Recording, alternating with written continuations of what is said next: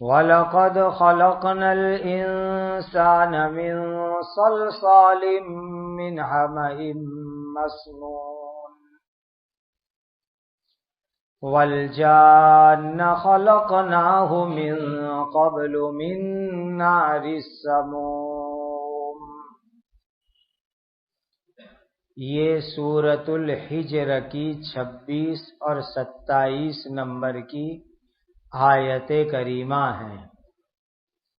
اللہ تعالی کے پاک ارشاد کا خلاصہ ہے اور پکی بات یہ ہے کہ ہم نے انسان کو مٹی کے سڑے ہوئے بدبودار گارے سے پیدا کیا، جو گارا سوکھنے کے بعد کھن کھن بجتا ہو، اور ہم نے جنات کو انسان کی پیدائش سے پہلے لو کی آگ سے پیدا کیا۔ اللہ تعالی نے پہلے انسان حضرت آدم علیہ السلام کو مٹی سے بنایا۔ دنیا میں جتنے کلر کی مٹی ہے اس میں سے تھوڑی تھوڑی مٹی اللہ نے جمع کرائی۔ دنیا میں جتنے بھی پانی ہیں تمام پانی اللہ نے جمع کروائے اور پانی کو مٹی کے اندر ملایا گیا، اور بہت دنوں تک اس کو ایسے ہی چھوڑ دیا۔ جب پانی میں مٹی آپس میں ملا دو، بہت دنوں تک اس کو چھوڑ دو، تو مٹی اور پانی کا جو گارا تیار ہوتا ہے وہ ایسا ہوتا ہے جیسے ہم بارش کی موسم میں کیچڑ کادو دیکھتے ہیں۔ پھر اس کو سوکھنے دیا تو وہ سوکھ گیا، اور ایسا سوکھ گیا کہ جیسے کہ کمبھار لوگ جب مٹی کے برتن بناتے ہیں تو اس مٹی کو وہ لوگ پانی میں ڈال کر کے سکھاتے ہیں، تو وہ مٹی بعد میں چل کر کے آواز کرتی ہو جاتی ہے، جیسے کہ مٹکا ہے۔ اسی طریقے سے مٹی کی وہ ٹھکری ہوتی ہے روٹی بنانے کی، اس کے اوپر آپ ہاتھ لگاؤ تو کھن کھن کھن بجنے کی آواز آتی ہے۔ تو پہلے انسان حضرت آدم علیہ السلام کو اللہ تعالی نے مٹی پانی دونوں ملا کر کے پیدا فرمایا، پھر وہ گارا اور مٹی سوکھ گیا، اور ایسا سوکھ گیا کہ اس سوکھی مٹی پر ہاتھ مارو تو اس میں سے آواز نکلے۔ جبکہ جنات کی پیدائش کیسے ہوئی؟ آگ میں سے۔ آگ کے اندر بھی ایک سفید آگ ہوتی ہے جس کو ہم کہتے ہیں کہ لو لگ گئی۔ وہ جو آگ ایک دم زیادہ تیز ہوتی ہے اور وہ لو جیسی ہوتی ہے، اس میں سے اللہ تعالی نے جنات کو پیدا فرمایا۔ وَإِذْ قَالَ رَبُّكَ لِلْمَلَائِكَةِ إِنِّي خَالِقٌ بَشَرًا مِّن صَلْصَالٍ مِّنْ حَمَإٍ مَّسْنُونٍ۔ اور وہ وقت بھی ذرا یاد کرو جب تمہارے رب نے فرشتوں سے فرمایا کہ یقیناً میں مٹی کے سڑے ہوئے بدبودار گارے سے جو سوکھنے کے بعد کھن کھن بجتا ہو ایک انسان پیدا کروں گا۔ اللہ سبحانہ و تعالی نے انسان کو، آدم علیہ السلام کو پیدا کرنے سے پہلے فرشتوں کو، جنات کو پیدا فرمایا۔ 3 عقل والی بڑی بڑی اللہ کی مخلوق ہے۔ ایک بڑی مخلوق ہے عقل والی فرشتے، दूसरी अकल वाली मखलूक है जिन्नात, और तीसरी अकल वाली मखलूक है इंसान। अल्लाह ताला ने सबसे पहले फरिश्तों को पैदा फरमाया, फरिश्तों के बाद अल्लाह ने जिन्नात और शैतान को पैदा फरमाया, और आखिर में अल्लाह ने इंसान को पैदा फरमाया। जब अल्लाह ताला इंसान को पैदा फरमाना चाहते थे तो एक दिन अल्लाह ने फरिश्तों के मजमे में फरिश्तों के सामने फरमाया, ए मेरे फरिश्तों, मैं एक इंसान नाम की मखलूक पैदा करूंगा और वो इंसान को मैं मिट्टी में से पैदा करूंगा। ये अल्लाह ताला ने फरिश्तों के सामने बयान फरमाया। फरिश्तों को अल्लाह ने बतलाया मशवरे के वास्ते, ताकि मशवरे का तरीका दुनिया में चालू हो जावे, लोग मशवरे की अहमियत को समझ लेवे। इसीलिए अल्लाह ने अपना इरादा फरिश्तों को बतलाया कि मेरे प्यारे फरिश्तों, मैं इंसान नाम की एक मखलूक पैदा करना चाहता हूं। फ़इज़ा सव्वय्तुहु व नफ़ख़्तु फ़ीहि मिन रूही फ़क़ऊ लहू साजिदीन। सो जब मैं इस इंसान को पूरी तरह बना लूं और अपनी जान इसमें फूंक दूं, तो तुम सब फरिश्ते उस इंसान के आगे सजदे में गिर जाना।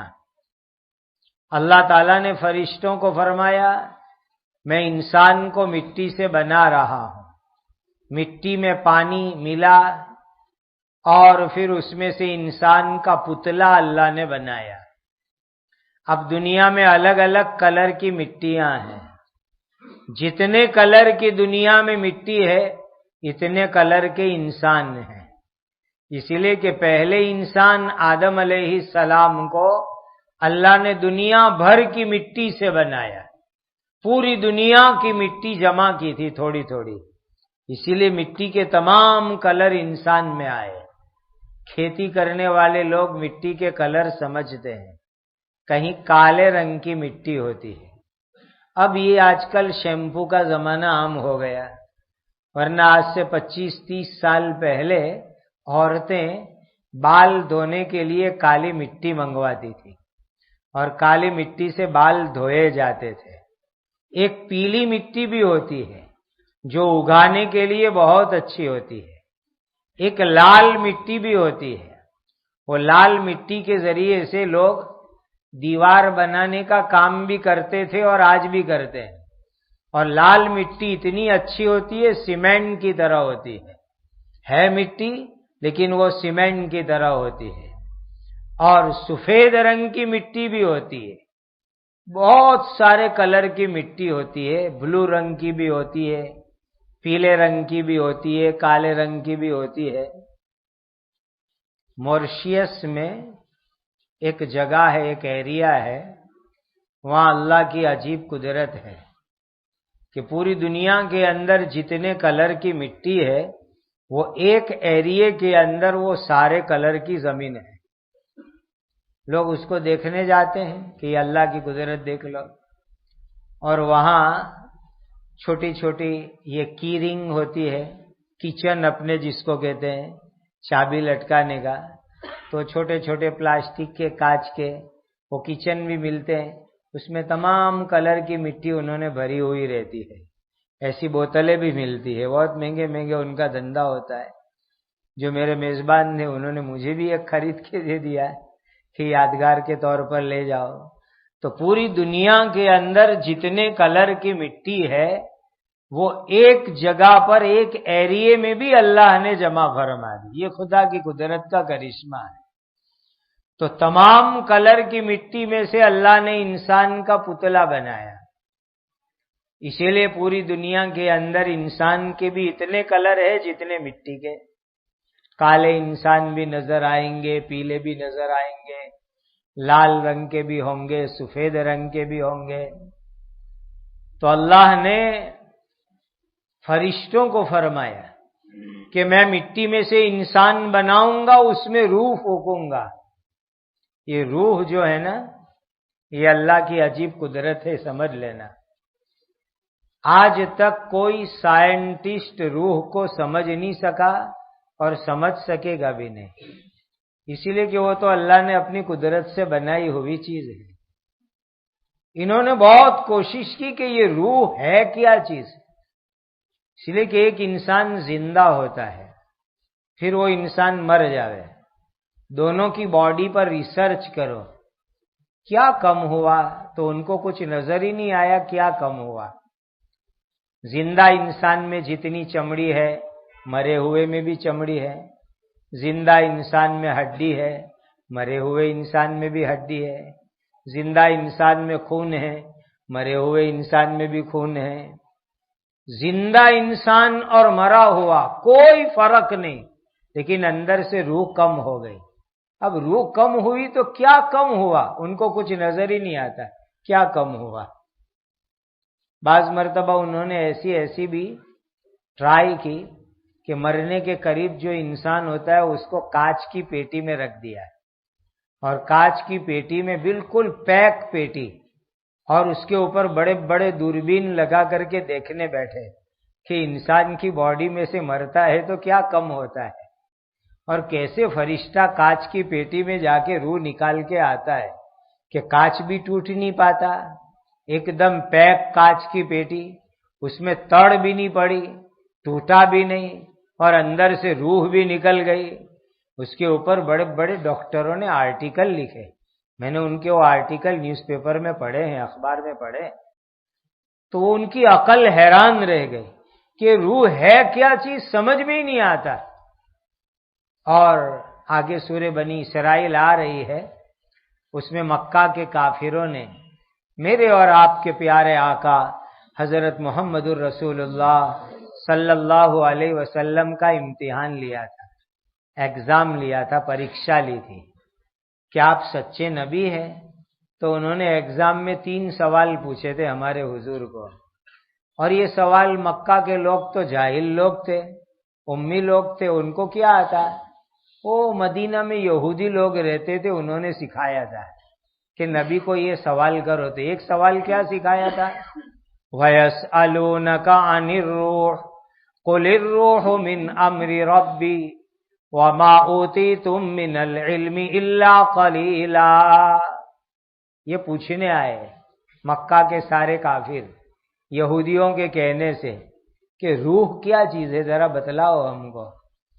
تو نبی کریم صلی اللہ علیہ وسلم کو اللہ نے جواب بتلایا کہ ان کو کہو کہ روح کا سمجھنا تمہاری کیپیسٹی میں نہیں ہے، تمہارے پاس نالج کتنا، تمہارے پاس علم کتنا، تمہارا گنان اور شکشن کتنا، بہت چھوٹا، بہت کم۔ روح کو سمجھنا یہ انسان کے بس کی بات نہیں ہے، انسان کی عقل بہت چھوٹی، اور روح اللہ نے عجیب قدرت سے پیدا فرمائی ہے۔ آج تک بڑے سے بڑے سائنٹسٹ روح کیا چیز ہے وہ سمجھ نہیں سکے کہ آتما اور روح ہوتا کیا ہے، کیسے آتی ہے۔ قرآن میں اللہ نے اتنی بات فرمائی، انسانوں، اللہ نے اپنے حکم سے، اپنی قدرت سے روح پیدا کی ہے۔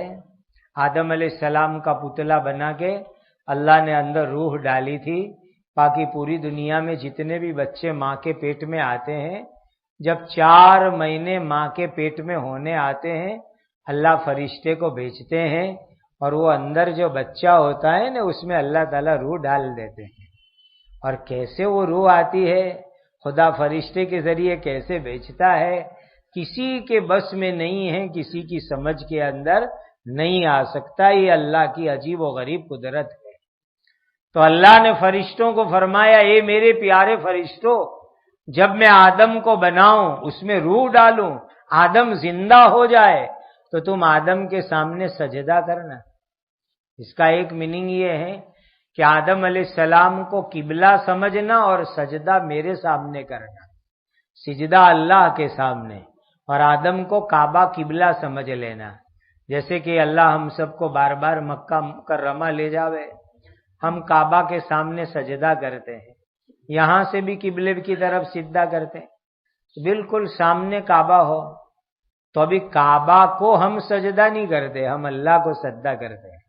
کعبہ تو ایک سائیڈ ہے، سجدہ کرنے کی ایک سائٹ ہے، ایک قبلہ ہے، ایک جہت ہے۔ کوئی آدمی کعبہ کے پتھر کو سجدہ کرنے کی نیت کرے تو وہ آدمی بہت غلط کام کرتا ہے۔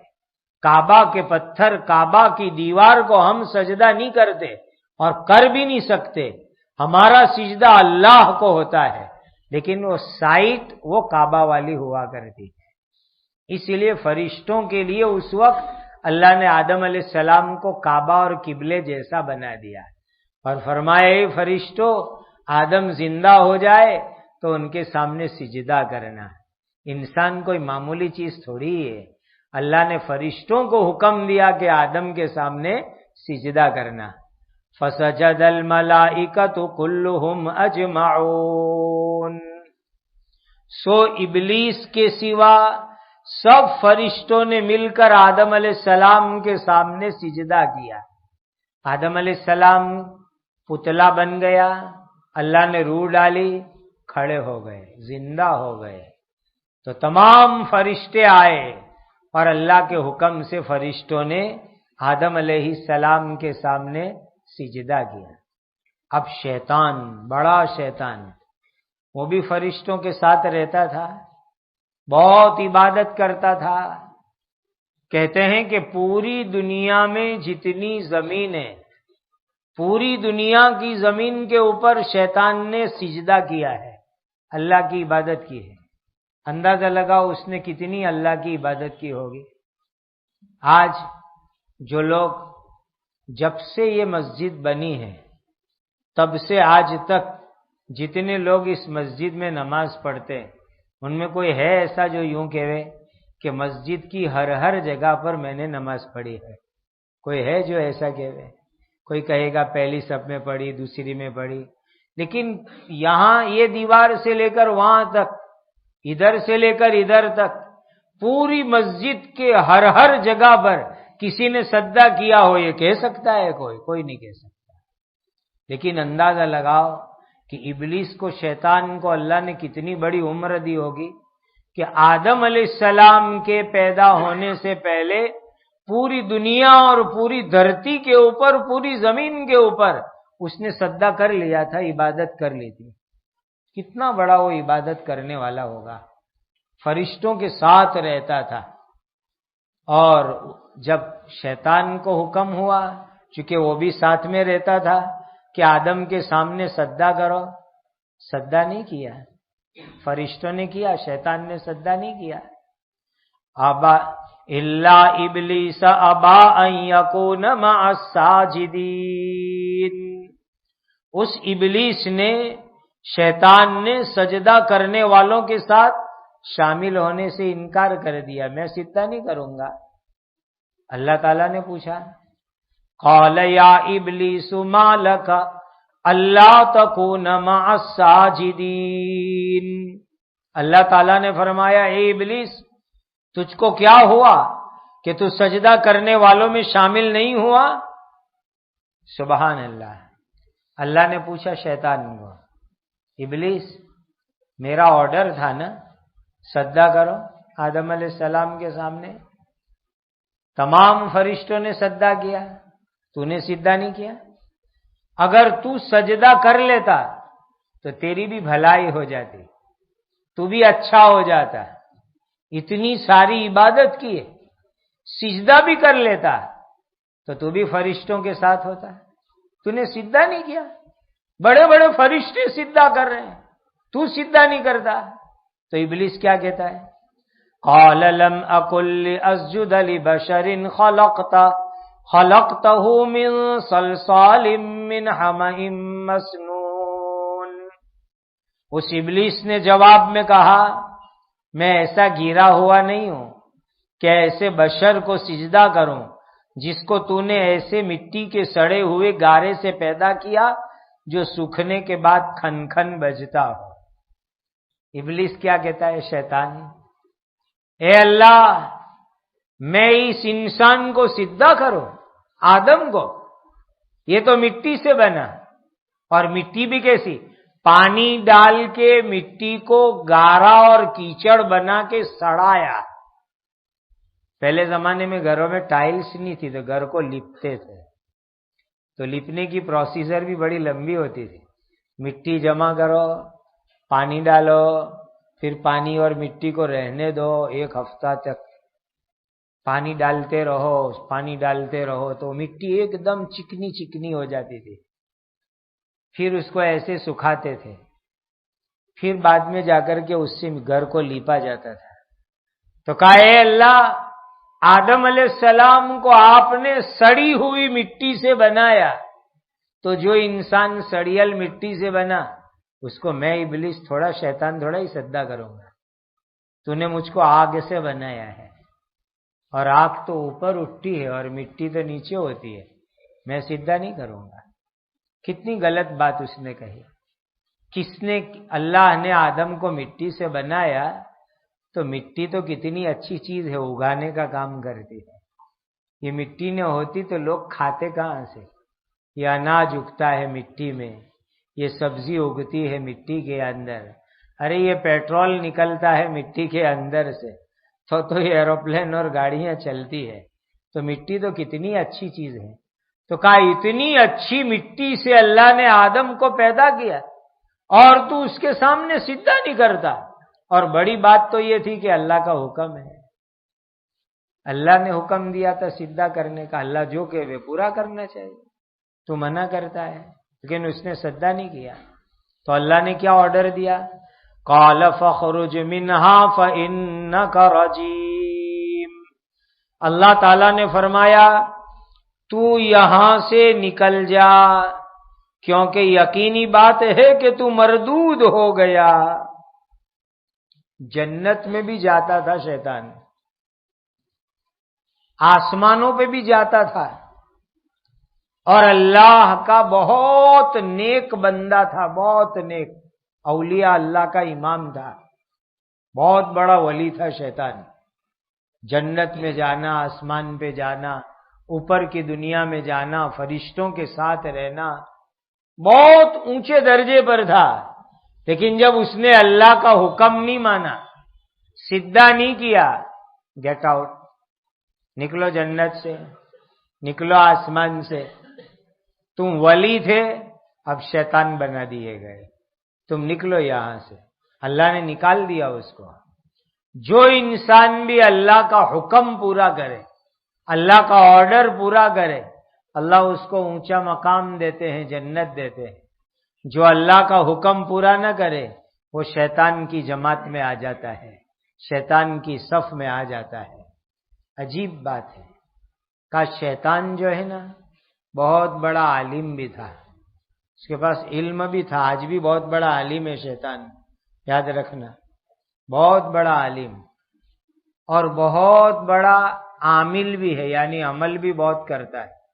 دیکھا نا، ابھی آپ نے سن لیا، پوری دنیا میں جتنی بھی زمین ہے، ہر زمین پر اس نے سجدہ کیا ہے شیطان نے، اتنا بڑا عمل کرنے والا ہے۔ آج ہم میں سے کوئی ہے نہیں جس نے پوری دنیا کا سفر کیا ہو، اس نے تو پوری دنیا میں عبادت کی تھی شیطان نے، تو اتنا بڑا عمل کرنے والا، اور اللہ کا عارف بندہ بھی تھا، خدا کو پہچانتا تھا، لیکن عاشق نہیں تھا، بڑی بات تھی۔ خدا کا عاشق ہوتا تو اللہ کے حکم کو پورا کر لیتا اور سجدہ کر لیتا، اس لیے کہ عاشق کس کو کہتے ہیں؟ ادھر سے جو اشارہ ہوئے وہ کرے اس کو عاشق کہتے ہیں۔ اللہ کا عاشق ہوتا تو اللہ نے حکم دیا کہ سجدہ کر، تو وہ نہیں دیکھتا کہ مٹی کے آدم ہے کہ آگ کے آدم ہے، اللہ نے آرڈر دیا، خلاص بات، سجدہ کرو۔ عاشق نہیں تھا۔ اللہ ہمیں اپنا عاشق بنا دے، خدا کا جو عاشق بن گیا اس کا کام بن گیا۔ شیطان میں عشق نہیں تھا اللہ تعالی کا، تو اللہ نے اس کو نکالا، نکلو یہاں سے، جاؤ دنیا کے اندر۔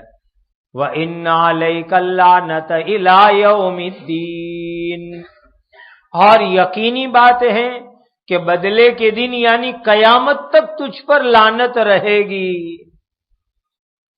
پوری زندگی تجھے لعنت، بد دعا، اللہ کا غصہ تیرے اوپر قیامت تک۔ اور قیامت آئے گی پھر تجھے جہنم میں اللہ ڈال دیں گے۔ دیکھو اللہ کی رحمت جس کی برکت سے آدمی جنت میں جاوے، اللہ کی رحمت جس کی برکت سے ایمان مل جاوے، اللہ کی رحمت جس کی برکت سے آدمی جہنم سے بچ جاوے، وہ صرف دنیا میں ہی ملتی ہے۔ وہ اسپیشل رحمت جو ہے نا، وہ جنت میں لے جانے والی، جہنم سے بچانے والی، ایمان اور ہدایت دلانے والی، وہ رحمت صرف اور صرف دنیا میں ملتی ہے۔ اب جب شیطان کو دنیا میں اللہ کی رحمت نہیں ملی تو پھر مرنے کے بعد، قیامت کے بعد وہ سیدھا جہنم کی آگ کے اندر جائے گا، اور جو بھی شیطان جیسے کام کرتا ہے وہ بھی جائے گا جہنم کے اندر۔ قال رب فانظرنی الی یوم یبعثون۔ وہ ابلیس شیطان درخواست کرنے لگا، عرضی دینے لگا، اے میرے رب، پھر جب لوگ مرنے کے بعد آخرت میں دوبارہ زندہ کیے جائیں گے، اس دن تک مجھے زندہ رہنے کی مہلت دے دے۔ اللہ تعالیٰ نے اس کو نکالا، جاؤ دنیا میں، اب جنت سے نکلو۔ تو وہاں سے نکلتے نکلتے اللہ کو کیا کہتا ہے، اے میرے پیارے اللہ، آپ مجھے جو ہے نا لمبی زندگی دو، بہت لمبی زندگی چاہیے۔ کتنی لمبی زندگی چاہیے؟ وہ جو بڑی قیامت آئے گی نا، جب سب لوگوں کا حساب کتاب ہوگا، سب قیامت کے میدان میں، وہاں تک مجھے زندگی دے دو، مجھے اتنی زندگی چاہیے۔ شیطان ہوشیار بھی بہت ہے، اسی لیے کہ اس کو معلوم ہے کہ جب قیامت آ جائے گی نا، وہ بڑی قیامت، دیکھو دو قیامت ہے، ایک تو یہ دنیا کی زندگی کا آخری دن، وہ بھی قیامت ہے، جب اللہ تعالیٰ سور پھکوائیں گے، دنیا ختم ہو جائے گی، وہ بھی قیامت، اور اس کے بعد سب لوگ زندہ ہوں گے، حساب کتاب ہوگا، وہ بھی قیامت، وہ دوسری قیامت۔ اور وہ جو دوسری قیامت ہوگی، فائنل حساب کتاب کا دن، اس کے بعد لوگ جنت میں جائیں گے، جہنم میں جائیں گے، اس کے بعد جو ہے موت کو اللہ تعالیٰ ذبح کروا دیں گے۔ جیسے قربانی کا جانور ذبح ہوتا ہے نا، موت کو بھی ایک جانور کی شکل میں لایا جائے گا، ادھر جنت ادھر جہنم، بیچ میں موت کو ذبح کرائیں گے اللہ تعالیٰ۔ اور جب موت کو ذبح کرائیں گے تو سارے جنتی لوگ دیکھ رہے ہوں گے، جہنمی لوگ بھی دیکھ رہے ہوں گے کہ آج موت کی قربانی ہو رہی ہے۔ اور جب موت کی قربانی ہو رہی ہوگی تو جنت والے پھٹاکڑے پھوڑیں گے، خوشی منائیں گے کہ او موت کو موت آ گئی، اب جنت میں ہم کو موت نہیں آئے گی، مزے سے رہو، مستی سے رہو، سدا رہو، ہمیشہ رہو، پرماننٹ رہو۔ اور ادھر جہنم والے جب دیکھیں گے کہ موت کی قربانی ہو گئی تو وہ ان کے لیے سب سے بڑا ماتم اور غم کا دن ہوگا، اسی لیے کہ وہ سوچیں گے کہ موت کو موت آ گئی، اب جہنم میں مریں گے نہیں تو ہمیشہ اور سدا تکلیف، سزا، عذاب بھگتو، تکلیف میں رہو۔ ان کے لیے وہ غم کا دن ہوگا، اور جنت والوں کے لیے وہ خوشی منانے کا دن ہوگا۔ تو موت کو ذبح کیا جائے گا۔ تو شیطان نے کتنی ہوشیاری سے کام لیا کہ اللہ دوسری قیامت، وہاں تک مجھے زندگی دو۔ کیا میننگ؟ پرماننٹ زندگی دو، مجھے کبھی موت ہی نہیں آئے۔ اللہ نے اس کی دعا قبول کی، لیکن تھوڑے پھیر پھار کے ساتھ۔ کیسے دعا قبول فرمائی؟ قال فإنك من المنظرين إلى يوم الوقت المعلوم۔ اللہ تعالیٰ نے فرمایا جا، پھر تجھے زندہ رہنے کی مہلت دے دی اس دن تک جس کا وقت ہم کو معلوم ہے۔ اللہ نے شیطان کی عرضی قبول کر لی، تجھے زندگی چاہیے نا، جینا ہی ہے نا، کتنا جینا ہے؟ یہ دنیا کے آخر تک تجھے ہم زندگی دیتے، جب تک یہ جگت ہے، دنیا ہے، وہاں تک جا، تجھے زندگی دے دی۔ بہت لمبی زندگی ملی شیطان کو، بہت لمبی زندگی۔ انسان سے، آدم علیہ السلام سے پتہ نہیں کتنے ہزار سال پہلے وہ پیدا ہوا، اور دنیا میں آخری انسان جب مرے گا، قیامت آئے گی، اس وقت شیطان کو موت آئے گی۔ اب حساب لگاؤ شیطان کی عمر کتنے ہزار برس کی ہے۔ اب اتنا بڑا انوبھوی کھلاڑی نے اس کے سامنے اپنی کچھ چنے بھی نہیں آوے اس کے سامنے۔ وہ اگر گمراہ کرنے آوے نا، بھٹکانے اور چکر میں ڈالنے، کسی کو کھان نہیں کھانے کی کہ میں شیطان مجھے گمراہ نہیں کر سکتا۔ ہزاروں سال کا پرانا کھلاڑی ہے، وہ ایسے ایسے چکر میں ڈالتا ہے کہ اچھوں کو وہ گمراہ کر ڈالتا ہے۔ اس سے بچنے کا ایک ہی طریقہ، اللہ سے دعا کرو کہ اللہ تو شیطان سے میری حفاظت فرما۔ اس کے علاوہ کوئی جو ہے شیطان کے چکر سے بچ نہیں سکتا۔ اسی لیے تو قرآن شروع ہوتا ہے، وہیں ہم پڑھتے اعوذ باللہ من الشیطان الرجیم، اے اللہ شیطان سے آپ مجھے بچا کے رکھو، آپ کے سوا مجھے کوئی شیطان سے نہیں بچا سکتا۔ یہ ہے شیطان کا چکر۔ قرآن میں ایک جگہ اللہ نے دوسری دعا بھی سکھلائی، رب اعوذ بک من ہمزات الشیاطین واعوذ بک رب ان یحضرون، اے اللہ شیطان جو گندے گندے دل میں دماغ میں وسوسے خیال ڈالتا ہے، اے اللہ اس سے تو میری حفاظت فرما۔ اللہ سے کہو، اللہ سے مانگو، یہ مانگنے کی چیز ہے۔ تو شیطان، اب تو اس کی اولاد بہت ہے، بہت اولاد ہے شیطان کی۔ شیطان کی اولاد شیطان میں سے بھی ہے اور شیطان کے ایجنٹ انسانوں میں سے بھی ہے۔ اب تو شیطان کو بہت آرام ہے، اس لیے کہ انسان جو ہے نا وہ اتنے ٹرین ہو گئے شیطان کے ساتھ رہ کر کہ شیطان کا کام بہت کم ہو گیا ہے۔ انسان ہی ایک دوسرے کو چکر میں ڈالتے ہیں، گمراہ کرتے ہیں، بھٹکا لیتے ہیں۔ شیطان تو ابھی ہالیڈے میں زیادہ رہتا ہے، ٹور پہ زیادہ جاتا ہے، وہ پکنک میں گھومتا رہتا ہے۔ تو شیطان کو بہت آرام ہے، انسان ہی ایک دوسرے کو گمراہ کر لیتے ہیں۔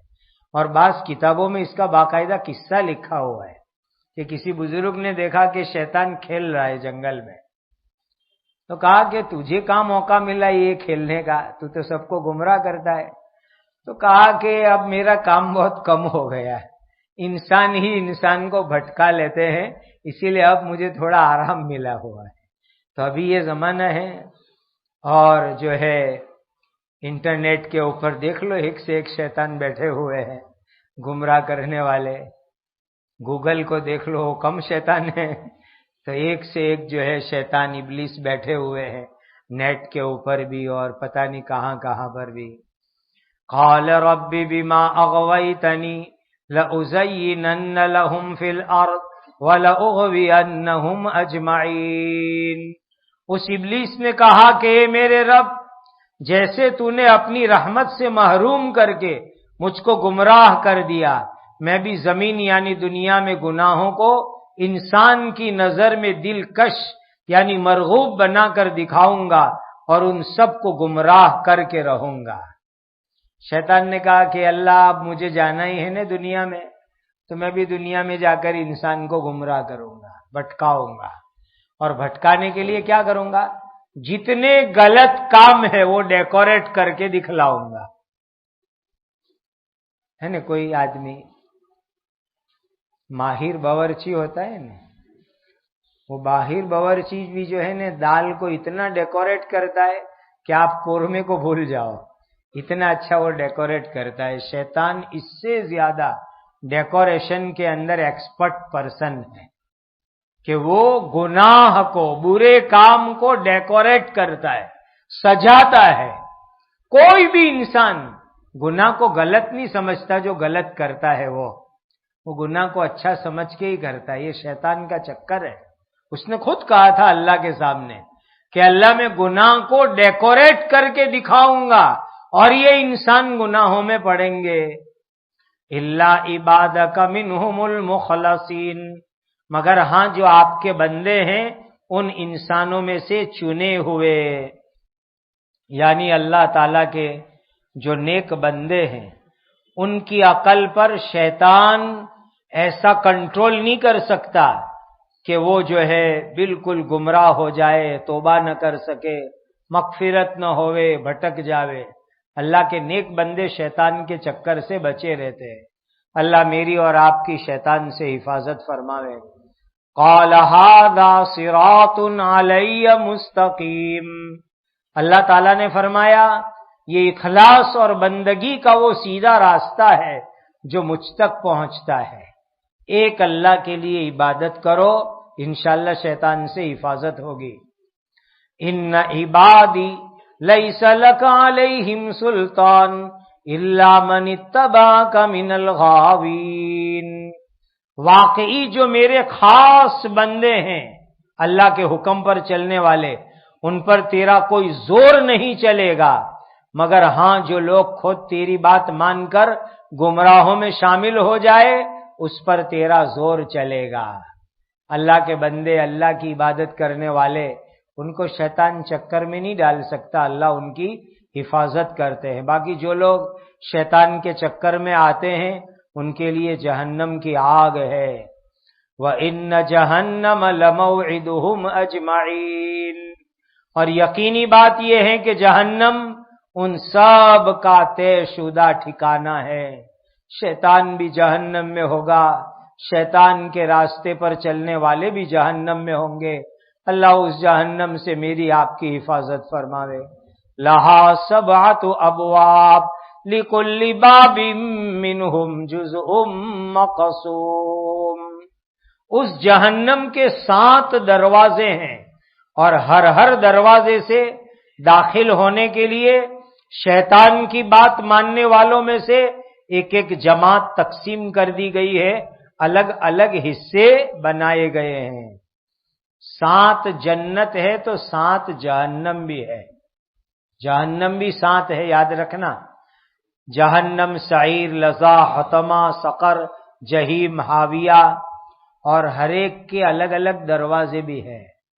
جتنے بھی شیطان کے چیلے ہیں، شیطان کی بات ماننے والے، ان کو اللہ جہنم کی آگ کے اندر ڈالیں گے، اور جہنم کے الگ الگ درجے کے اندر الگ الگ قسم کے گنہگاروں کو اللہ تعالیٰ بھیجیں گے۔ اللہ شیطان سے ہماری حفاظت فرماوے، شیطان کے راستے سے اللہ ہماری حفاظت فرماوے، اور اللہ نبیوں والے پاکیزہ راستے پر ہمیں زندگی گزارنے کی توفیق عطا فرمائے۔ وہی پاکیزہ اور سیدھا راستہ ہے جس پر چل کر انسان کامیاب ہو سکتا ہے۔